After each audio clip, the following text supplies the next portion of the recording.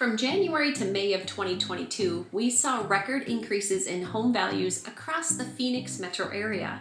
In some areas, it was around 50% increase in home value. We still had a lack of inventory at around 5,000 active listings at that time. Interest rates were in the high 2s and low 3s. Buyers were in high demand, competing with multiple offers over list price, driving prices upward, eventually pushing many buyers out of the market, for they could no longer afford it. But then things took a drastic shift. For what seemed like years and years of a seller's market, it quickly came to a screeching halt.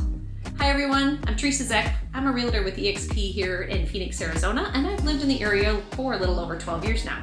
Since I was once new to the area, I wanted to be able to provide information on what it's like to live here in Phoenix and the surrounding area. If you have any questions, please feel free to book a consultation with one of the links below. I would be happy to help. Okay, what is happening in this market? In November, active listings were 22,749 versus 12,104 last year. That's up 87.9%. While pending listings were down to 4,411 versus last year at 8,507. That's down 48%. So the number of listings has almost doubled, but the number under contract has dropped almost in half.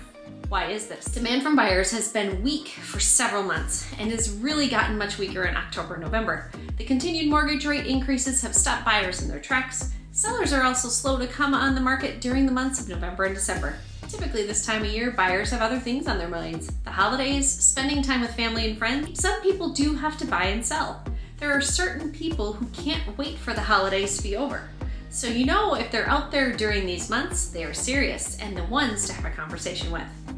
Now with Phoenix metro area being a buyer's market, we have seen home prices begin to drop. The peak in the pricing was May after the March and April contracts closed.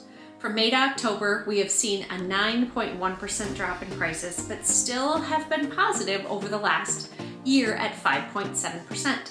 With mortgage rates bouncing between 6 and 7%, it keeps demand very low.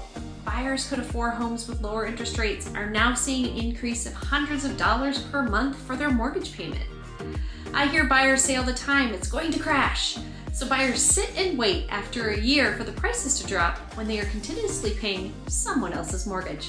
Real estate is a long-term game. If you bought earlier this year, it is going to be frustrating to watch your home values go down. But the market is always changing. Long-term prices go up and down. Plan on being in your home for at least 5 years and see where your investment goes. The good news is to your equity, not your landlord's. There's a new buy-down rate options for buyers out there, and if you're thinking of buying but are not sure how to proceed with the rising interest rates, reach out. Let's have a conversation. I can put you in touch with one of my trusted lenders to see what the options are. There is no obligation. It's just better to have a plan than sitting on the fence and waiting. It is usually 2 months after the homes have closed we know the truth about the previous month's market. So right now, if you're waiting for it to bottom out, we could already be here. When the homes that have gone under contract now close, that is when we know the value that was paid. You may miss it if you keep waiting. Really, what are you waiting for? That is so stressful.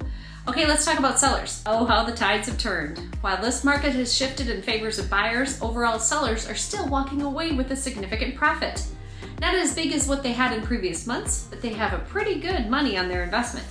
Most reports are focused on short-term crashes and price drops, this impending doom that we need to look at the long term of what sellers have gained over the past few years. 65% of all the listing MLS have been owned for 2 years or more. Sales per square foot has gone up 33.6%.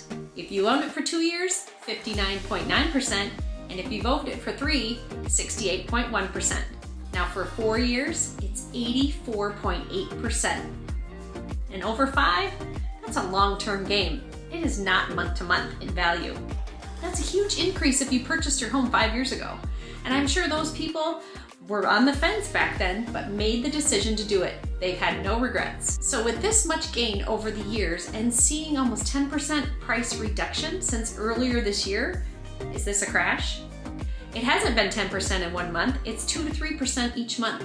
But you're also going into the holidays. So what do you think? I think the market is itself. We are seeing a 90 to 120 days on the market to sell a home. This is normal. Selling a home in 2 days or even an hour was insane, and we've been living that for years. Home values have risen in value so quickly over the past few years, Phoenix is one of the top areas in which people are moving to.